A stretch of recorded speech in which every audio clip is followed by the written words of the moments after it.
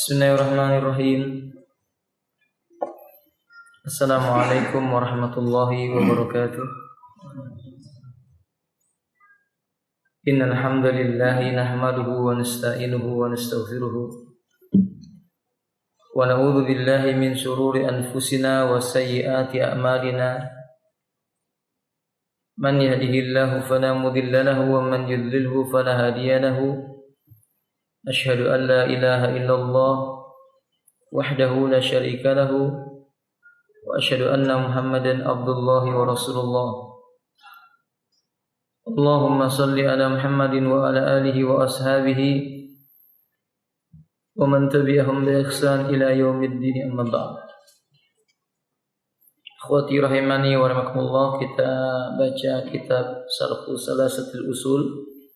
Qala al-Imam Muhammad At-Tamimi rahimahullah ta'ala fi kitabi Salasatul Usul. Al-martabatu tsaniyah al-imanu wa huwa bid'un wa sab'una su'bah. Fa'alaha qawlu la ilaha illallah wa adnaha imatatul adha anit tariq wal haya'u su'batun minal iman. Martabat yang kedua adalah keimanan. Iman itu ada 72 lebih cabangnya. Paling tingginya ucapan la ilaha illallah, dan yang serendah-rendahnya menyingkirkan duri dari sebuah jalan.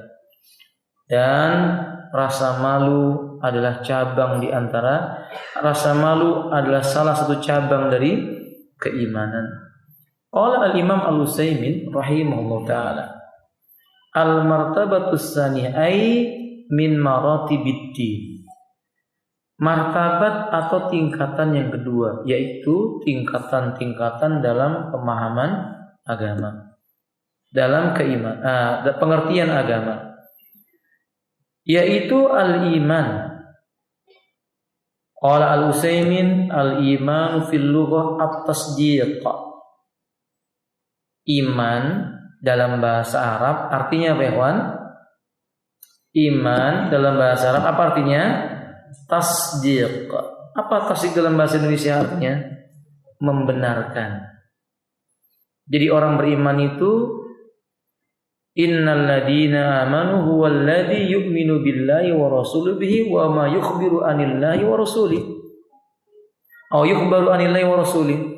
Orang beriman itu percaya dengan Allah dan Rasulnya, dan dia membenarkan berita yang datang dari Allah dan Rasulnya. Wa fi syar'i, tapi pengertian iman secara syariat, i'tiqadu bil qalbi, keyakinan yang kuat di dalam hati. Wa qaulun bil lisani, i'tiqadun bil qalbi wa qaulun bil lisani, keyakinan yang kuat dengan hati dan ucapan dengan lisan. Ini perkataan yang diucapkan dengan lisan. Wa amalun bil jawarihi, dan diamalkan dengan anggota badan. Berarti iman itu enggak cukup keyakinan hati. Qala ba'dul ulama, para ulama menyebutkan, faman za'ama annal imana i'tiqadun bil qalbi bila qaulin wala lisanin.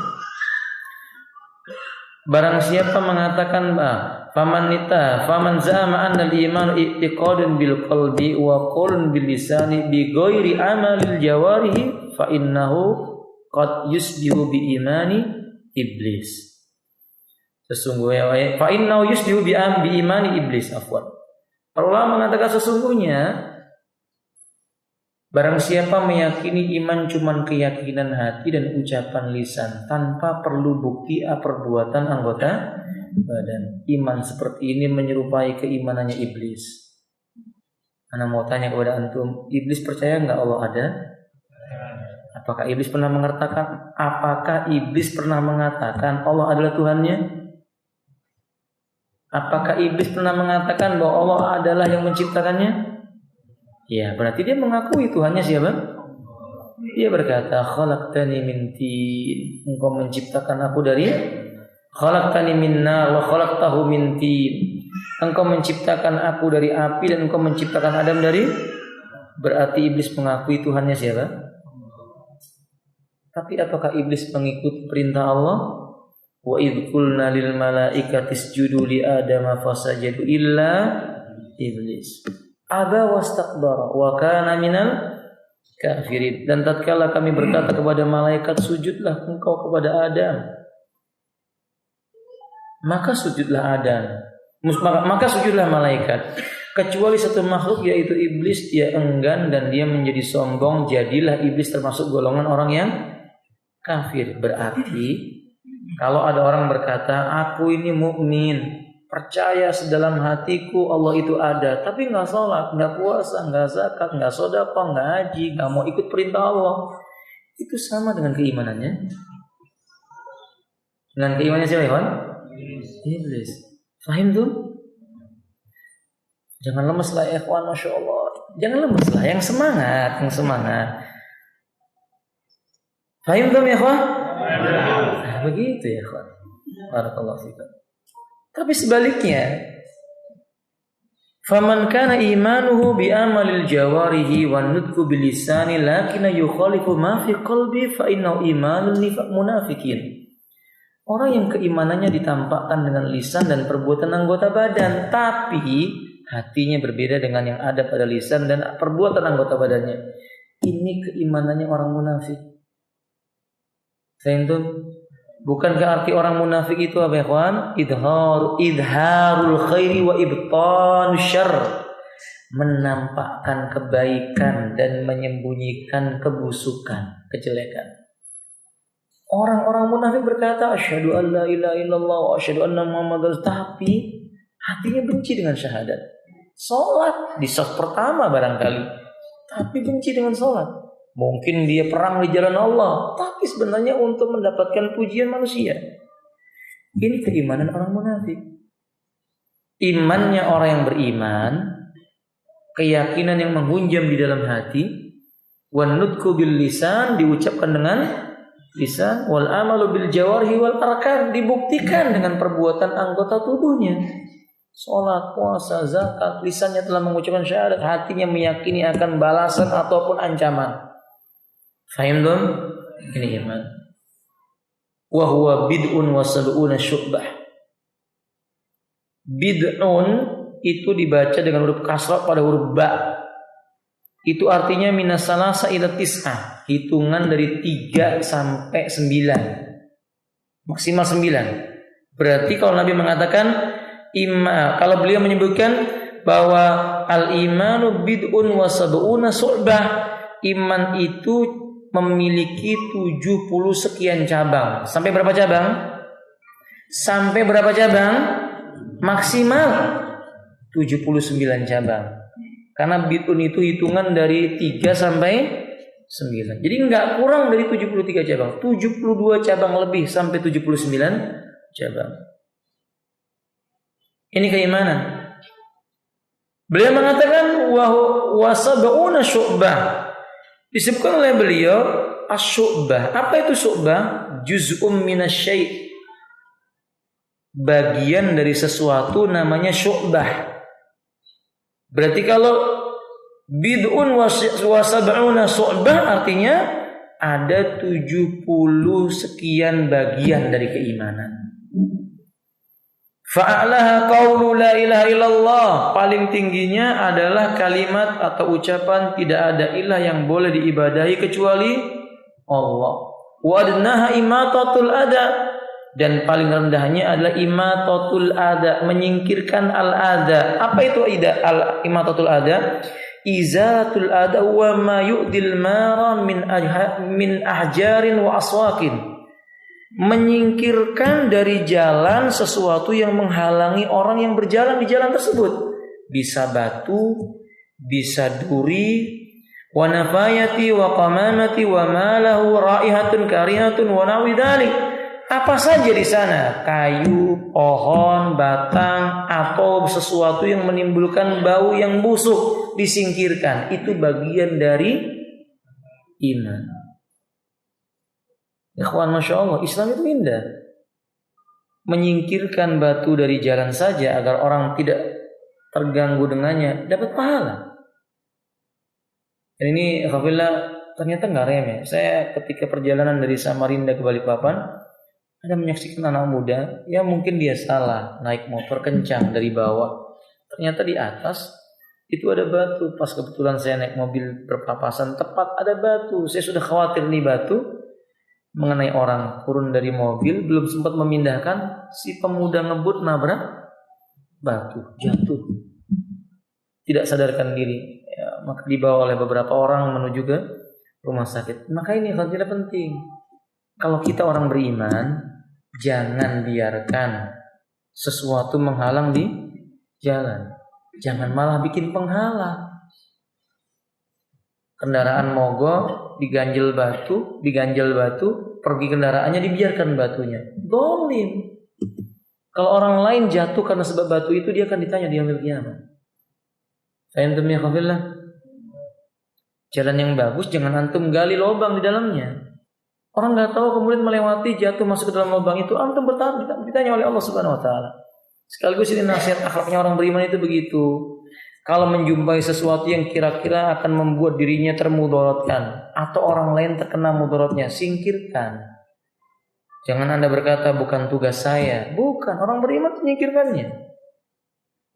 Dalam riwayat Imam Ahmad, ada seseorang yang diangkat oleh Allah derajatnya di surga dengan derajat yang tinggi. Ia bingung sebab apa diangkat derajatnya. Lalu Allah menampakkan nikmat yang sudah dia lupakan.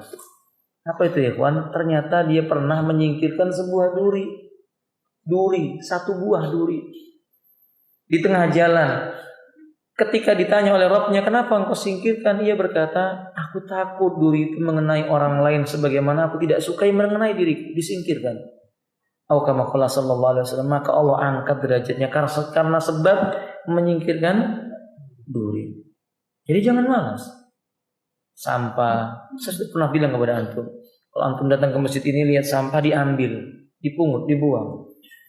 Kalau antum melihat jalan di tengah di jalan menuju ke masjid ini ada sesuatu yang menghalangi, diambil, disingkirkan. Jangan malah membuat penghalang. Fahim tuan? Nah, kemudian khafillah rahimanallah, anit tariqi, dari jalan wal haya, dan rasa malu bagian daripada iman. Penjelasan sedikit khafillah. Qal al haya. Coba bantu saya dibaca ya kawan. Silahkan dibaca poin yang ke-6. Apa yang dimaksud dengan al-haya? Rasa malu. Ayo baca. Silahkan dibaca. Al-haya adalah sifat dan kesan yang timbul karena malu yang menghalangi seorang dari mengerjakan hal-hal yang melanggar muru'ah atau kehormatan diri. Baik, al-haya sifatun if'aliyah. Rasa malu itu merupakan sikap atau sebuah perbuatan yang menjadi sifat dari seseorang, yani tahdusu indal khajli wa tahajjuzil mar'i an fi'li ma yukhaliful marwah awil muru'ah. Munculnya sifat malu ini terjadinya karena ada perasaan merasa tidak nyaman ketika dia menyelisihi sesuatu yang bisa menghilangkan kehormatan dirinya. Ini yang disebut dengan rasa malu. Dan ikhwan, Nabi kita berkata dalam riwayat Imam Muslim, al-haya'u kulluhu khairun. Rasa malu itu semuanya baik. Para ulama berkata, al-haya'u wal imanu kurinal jami'an. Kurinal jami'an. Sesungguhnya rasa malu itu dibarengkan, jalan bersama-sama. Idza rufi'a ahaduhuma rufi'al akhar. Kalau seandainya salah satu dari dua perkara ini diangkat, yang lainnya akan diangkat oleh Allah Ta'ala. Ini rasa malu, ini keimanan. Bila rasa malu diangkat oleh Allah, iman akan hilang dari dirinya.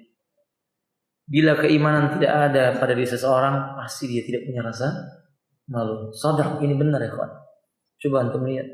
Orang kalau tidak punya iman, dia berjalan di muka bumi sambil telanjang, dia tidak malu. Dia berkata ini budaya. Alaysa kadzalik? Lihat orang-orang kufar membuka aurat mereka yang harusnya hanya boleh tampak untuk suami-suami mereka. Mereka tidak malu. Bukan berarti orang yang membuka aurat pasti kafir. Bukan itu yang saya maksud ya kawan. Tapi saya sedang berbicara berapa banyak orang kafir yang Anda jumpai dia tidak punya rasa malu. Karena memang pantas. Orang kafir itu tidak memiliki rasa malu karena dia tidak punya iman. Nah sebaliknya, antum kalau jumpai orang tidak punya rasa malu, lambat laun dia melanggar batas-batas keimanan. Sahih. Orang kalau tidak punya rasa malu, dia akan berdusta, dia akan berbohong, menipu, dan seterusnya dan seterusnya. Maka ingat, rasa malu bagian daripada keimanan. Lanjutkan ya akhi. Untuk menyatukan antara ungkapan iman itu ada 73 lebih cabang dengan rukun iman yang berjumlah 6. Wal jam'u baina ma tadammanu kalamul mu'allif rahimahullah ta'ala min annal imana bid'un wa sib'una su'ba wa annal imana arkanu sittah. Sudah kita ketahui penjelasan dari penulis, dari penjelasan-penjelasan yang sebelumnya, rukun iman ada berapa? 6. Tapi di sini penulis menyebutkan iman itu punya 70 sekian cabang. Gimana cara mengumpulkannya? Satu sisi beliau menyebutkan iman itu 70 sekian cabang, tapi beliau juga menyebutkan iman rukunnya cuma 6. Kan seolah-olah berbeda. An-naqula, maka kita katakan, fadhil ya akhi. Kita katakan secara pokok iman memiliki 6 rukun sesuai dengan yang disebutkan dalam hadis Jibril. Tatkala bertanya kepada Nabi SAW tentang iman, lalu beliau menjawab. Baik. Jadi maksudnya begini ikhwan. Al-imanul ladzi wal aqidah, kalau yang dimaksud di dalamnya adalah al-iman dari sisi akidah, usuluhu pokoknya sittah ada 6. Iman itu kalau kita berbicara dari sisi akidah maksudnya, maka sesungguhnya iman itu pokoknya ada 6. Seperti yang disebutkan dalam hadis Jibril alaihi salam, ketika Nabi sallallahu alaihi wasallam ditanya oleh Jibril, anil iman, ya Muhammadu akhbirni anil iman. Hai Muhammad, beritakan kepadaku tentang pokok keimanan, yaitu rukun iman. Beliau menjawab, al imanu an tu'min billahi wa malaikatihi wa kutubihi wa rusulihi wal yaumil akhiri wa tu'minu bil qadari khairi wa syarri wa tu'minu bil qadari khairi wa syarri. Iman itu engkau percaya adanya Allah, malaikatnya Allah, kitab-kitab yang diturunkan Allah, rasul-rasul utusan Allah, hari akhir, dan engkau percaya dengan takdir baik maupun ini yang disebut dengan pokok iman, arkanul iman, rukun iman. Lalu kata beliau, wa ammal imanul ladzi yasmulul a'mal, tapi kalau iman yang dimaksud di sana adalah cakupan tentang amalan, wa anwa'uhu, dan macam-macam amalan, wa ajnasuha wa anwa'uha wa ajnasuha, dan jenis-jenis dari amalan, wa ya bid'un wa sabun, maka jenis amal, macam-macam amal itu jumlahnya 70 sekian cabang. Walihada sallallahu ta'ala, makanya antum lihat Allah menamai as-shalah imanan, salat dengan nama apa? Iman. Jadi amal perbuatan itu disebut iman. Ada berapa macam jenisnya? 70 sekian jenis. Fahim tuh? Kata beliau ini, contohnya sholat. Allah memberi nama sholat dengan iman, seperti yang Allah sebutkan dalam surat Al-Baqarah ayat 143. Wa ma kana Allahu liyudhi'a imanakum, dan tidaklah Allah itu menyia-nyiakan keimanan kalian. Dalam ayat ini Allah menceritakan, Allah memerintahkan kaum mukminin agar memalingkan wajah ketika tadinya sholat menghadap Baitul Muqaddas menuju menghadap ke Baitullah. Dulunya kaum muslimin sholatnya menghadap ke mana? Baitul Muqaddas atau Baitul Maqdis. Kemudian diperintahkan oleh Allah menghadap ke Baitullah, Ka'bah. Kata Allah nggak menyia-nyiakan keimananmu yang dulu itu. Maksudnya adalah qal mufassirun yakni salatakum ila Baitul Muqaddas. Salat kalian yang dulu menghadap ke Baitul Muqaddas enggak disia-siakan Allah. Li'anna sahabaka kanu qabla ayyumaru bitawajjuhi ilal Ka'bati yusalluna ila Baitul Muqaddas. Karena dulu para sahabat Nabi sebelum salat mereka diperintahkan menghadap ke Baitullah, mereka salatnya menghadap ke Baitul Muqaddas atau Maqdis. Nah, maka Allah tidak menyia-nyiakan salat mereka. Ya, ini Allah tidak menyia-nyiakan iman mereka. Berarti amal ibadah juga disebut dengan apa? Iman. Fahimtum? Baik. Wa arkanuhu sittatun.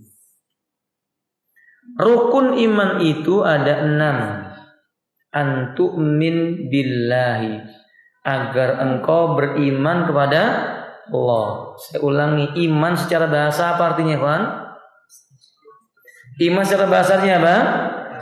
At-tasdiq. Apa arti at-tasdiq? At-tasdiq membenarkan atau percaya. Iman secara syariat apa artinya? Keyakinan yang kuat dengan hati, berkata dengan lisan, diamalkan dengan perbuatan anggota. Berarti kalau engkau beriman kepada Allah, engkau yakini Allah itu ada, dan jangan ragu berkata asyhadu alla ilaha illallah. Setelah itu buktikan dengan perbuatan anggota badan kita. Salat, puasa, sedekah atau zakat, haji, amar ma'ruf nahi munkar, ad-da'wah ila Allah, asabru alal adha, dan yang lain-lainnya. Kata Imam Al-Utsaimin, al-imanu billahi yatadammanu arba'ata umurin. Keimanan kita terhadap Allah ini memiliki 4 buah perkara yang terkandung di dalamnya. Ada 4 kandungan. Pertama, al-imanu biwujudillahi ta'ala. Kalau kita benar-benar beriman kepada Allah, berarti kita percaya akan adanya Allah. Ini tentu bantahan kepada orang-orang ateis. Fitrahnya manusia itu sebenarnya kan mengakui Allah itu ada. Sampai pun orang ateis itu sebenarnya mengaku adanya Sang Maha Pencipta. Jadi yang pertama, percaya bahwa Allah itu ada. Kalau kita mengimani Allah, berarti kita percaya Allah itu ada. Wa qad dalla ala wujudi ta'ala al-fitratu wal aqlu wasyar'u wal hissu. Akhi fillah, adanya Allah Ta'ala itu bisa dibuktikan dengan fitrah, akal, syariat, dan juga apa? Al-his. Apa his? Apa his? Panca indra.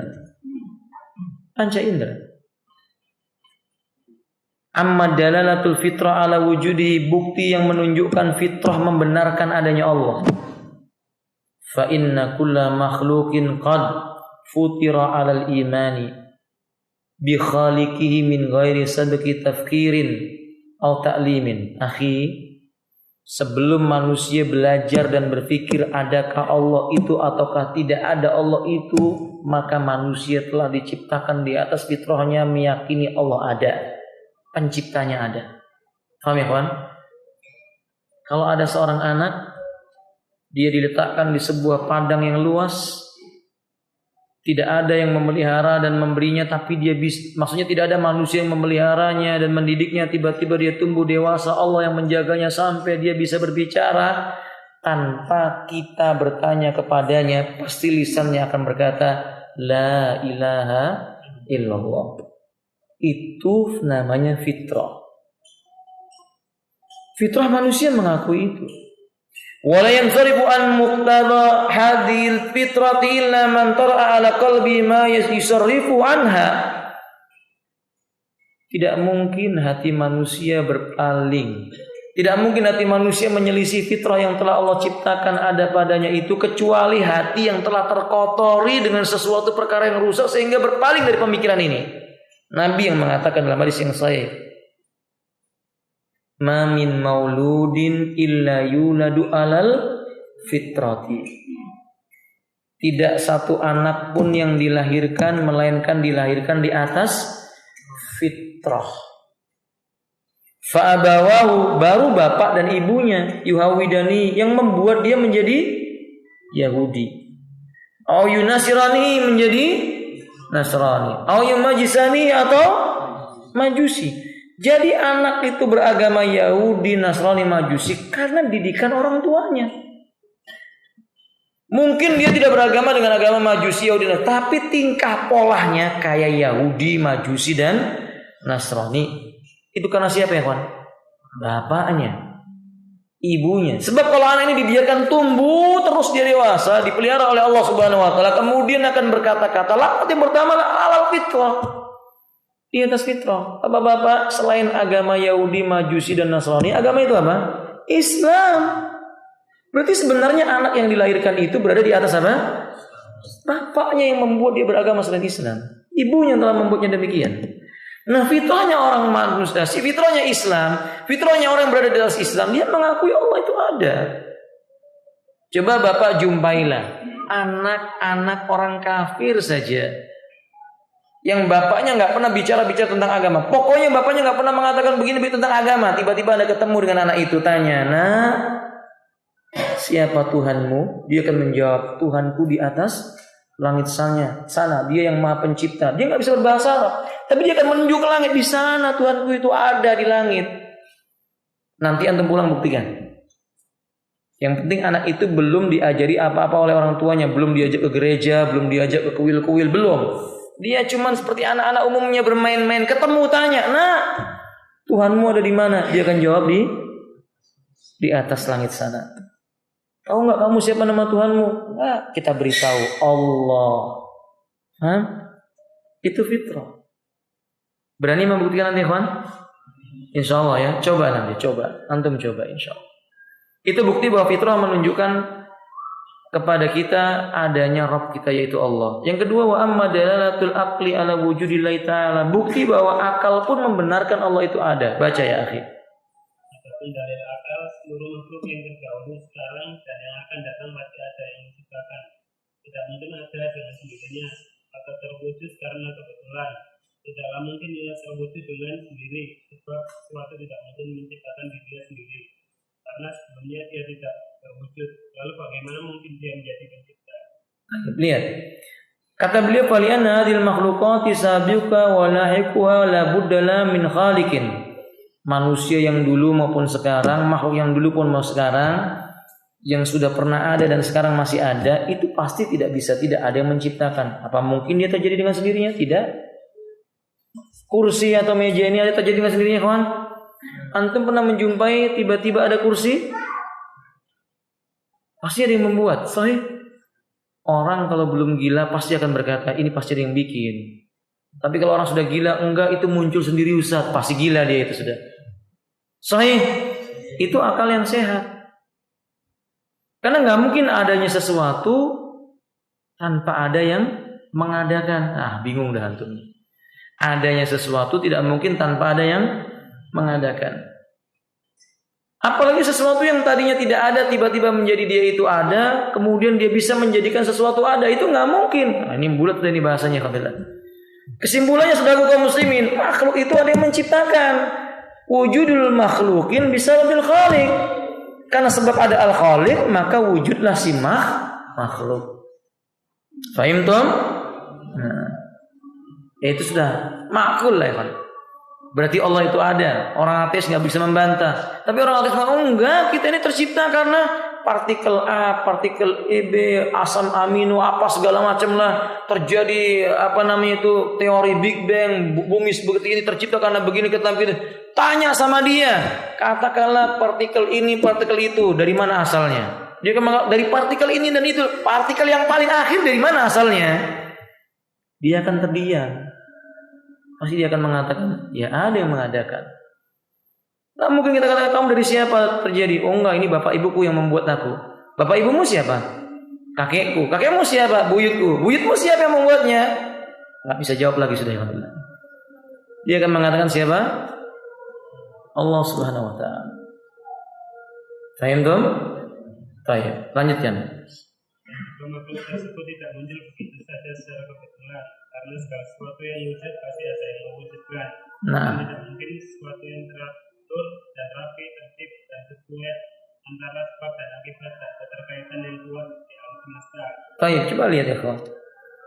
Antum melihat masjid ini diukur dengan ukuran yang jelas, sekian luas, sekian lebar dan panjang, tingginya sekian, kekuatan bangunnya sekian, rapi, teratur. Itu nggak mungkin wujud dengan begitu sendiri. Antum lihat matahari nggak pernah muncul dari selatan, terbit di selatan, terbenam di utara. Tidak pernah antum menjumpai matahari itu terbit dari barat, kemudian tenggelam di timur. Selama ini dari sejak antum dilahirkan dan sebelum antum dilahirkan sampai nanti kita meninggal dunia, sebelum datangnya kiamat, tetap matahari itu akan terbit dari timur, tenggelam di teratur. Nggak mungkin itu tanpa ada yang mengadakan. Akal manusia kan berbicara ini pasti ada yang menciptakan. Faham ya kawan? Nah, pasti ada yang menciptakan dengan sendiri. Tidak mungkin terjadi dengan sendirinya. Maksudnya coba antum bayangkan manusia itu ya kawan, masya Allah, bentuknya rapi, rambutnya semua tumbuh kemudian ke bawah. Nggak ada kan manusia ke atas rambutnya. Ada Ustaz Bang, nah, itu udah membuat keluar dari fitrah itu.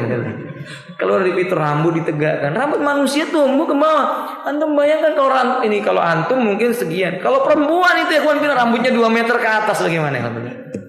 Tapi itu rapi, jelas ada yang menciptakan siapa? Allah Subhanahu wa taala. Mata antum tidak seperti ayam. Ayam di mana matanya?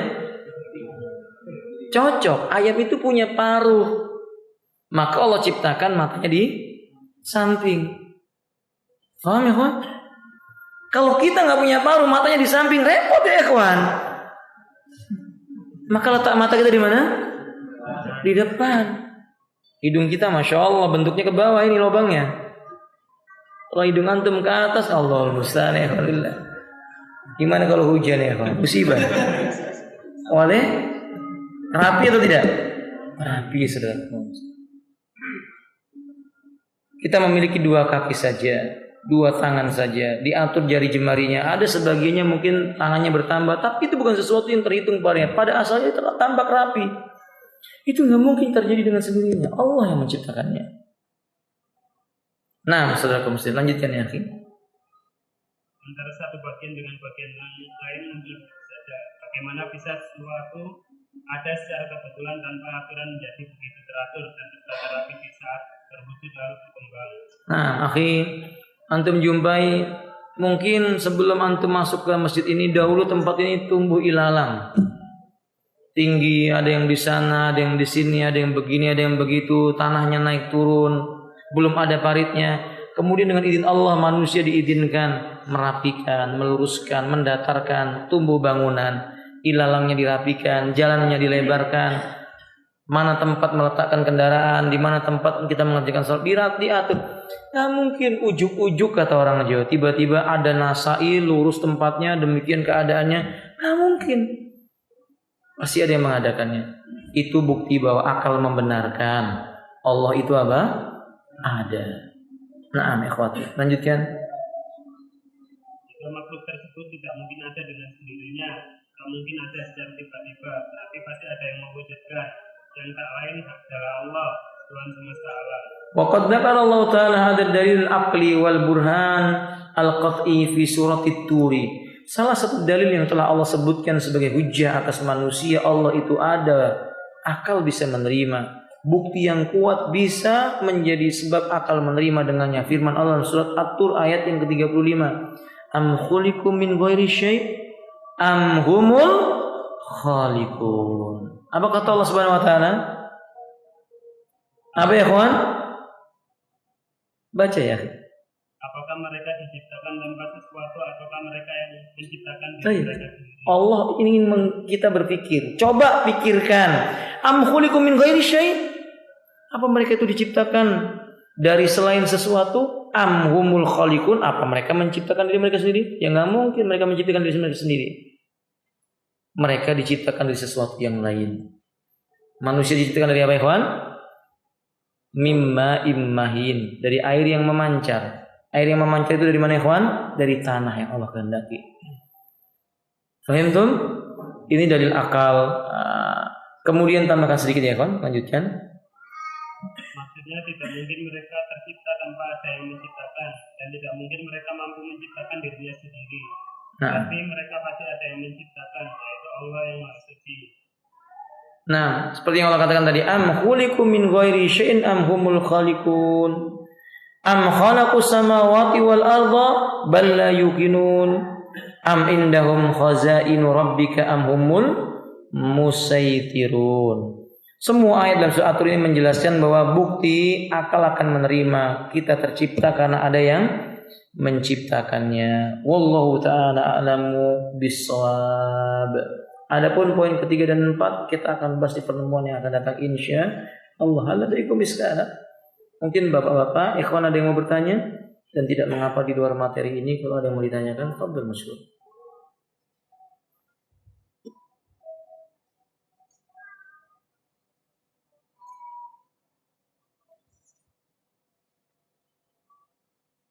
Kalau tidak ada, kita cukupkan sampai di sini. Yang dapat PR ya, insya Allah rukhsah hari ini tidak ditanya dulu ya. Pertemuan yang akan datang baru ditanya, insya Allah. Tapi sudah hafal kan ya? Yang dapat PR sudah hafal? Kemarin ada PR-nya berapa? 10 ya? Sudah dicatat? Kumpulkan kalau gitu ya. Kumpulkan nanti ya. Jadi kumpulkan. Dicatat di buku? Dihafal? Kalau dihafal lebih baik ya kawan. Dicatat soalnya apa dicatat jawabannya? Jawaban. Soal dan jawaban? Coba kalau begitu buktikan dulu soal nomor 1. Baca soalnya. Nama anak Rasulullah. Sebutkan nama-nama anak Rasulullah SAW. Ayo, ada berapa ya kawan? 7. Yang pertama? Al-Qasim. Kemudian? Abdullah. Ibrahim. Zainab. Fatimah. Ruqayyah. Ummu Kulthum. Al-Qasim, Abdullah, Ummu Kulthum, Fatimah, Ruqayyah, Zainab, Ibrahim. Ini berapa? 7. Ahsan tuh, bagus. Soal yang kedua? Sebutkan istri-istrinya Rasulullah. Saya suruh nyebutkan toh? Ada berapa istri Rasulullah? Sebutkan. Khadijah bintu Khuwailid. Jangan Khadijah saja lah. Khadijah bintu Khuwailid. Yang kedua? Siapa ya? Ada yang Sauda, ada yang Zainab, ada. Taib sebutkan antum ya, antum sendirian sebutkan. Khadijah bintu Khuwailid, Sauda binti Jam'ah, Aisyah binti Abu Bakar, Hafsah binti Umar bin Al-Khattab, Zainab binti Hudzaifah, Ummu Salamah, Zainab binti Jahsi, Juwairiyah binti Al-Haris bin Abi Dirar, Safiyah binti Sofia, jangan Safia, Sofia. Apa? Sofia binti Huyai, Ummu Habibah, Maimunah binti Al-Haris, Maria Al-Qibtiyah, istrinya Nabi atau bukan? Bukan, budaknya Rasulullah sallallahu alaihi wasallam. Soal ketiga apa coba? Barakallahu fikum ya. Nama paman Nabi yang paman Nabi yang masuk Islam ada berapa? 2 atau 3? 3 atau 4? 2. Yang pertama apa? Hamzah bin Abu Thalib atau Abdul Muthalib? Abdul Muthalib. Yang kedua? Al-Abbas bin Abdul Muthalib. Ahsanta. Soal yang keempat? Usia Nabi ketika diangkat menjadi Nabi. Berapa? 40 tahun. Usia berapa tahun? Diangkat menjadi Rasul? Diangkat menjadi Rasul? Usia berapa? Diangkat menjadi Nabi? Oh sama jawabannya. Bingung saya nih kawan. Antum ditanya diangkat menjadi Nabi 40, diangkat menjadi Rasul 40. Diangkat menjadi Nabi dan Rasul?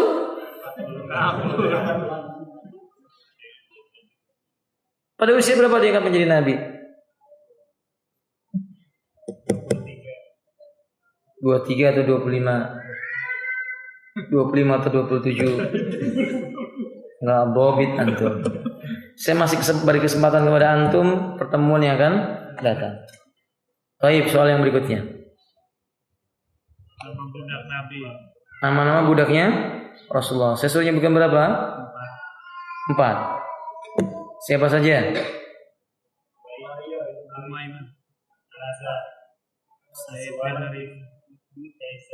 Terus?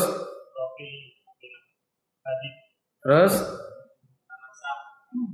Ini mantan-mantan budaknya Nabi yang dibebaskan oleh Nabi Sallallahu Alaihi Wasallam. Khodimnya Nabi siapa? Khodimnya Nabi siapa? Ada berapa orang? Banyak khodimnya Nabi. Yang masyhur siapa? Anas bin Malik radhiyallahu taala. Terus satu lagi soalnya? Iya, berapa lama? 10 tahun. 10 tahun. Ya alhamdulillah, barakallahu fikum. Sampai di sini kan ya, sisanya soalnya kita akan jawab di pertemuan yang akan datang. Akhiru da'wana alhamdulillahirabbil alamin. Subhanakallahumma wa bihamdika asyhadu an la ilaha illa anta astaghfiruka wa atubu ilaik. Ikhwan, esok jam 9 setengah 10 insyaallah kajian Syekh Samir di Pondok Madita. Pembahasannya tentang mas'uliyah al-mar'ah al-muslimah. Tanggung jawab wanita muslimah. Siapa tahu istri antum atau saudara wanita antum atau keluarga antum yang wanita ingin hadir, ini terbuka untuk umum. Jadi dimulai dari jam setengah 10 insyaallah.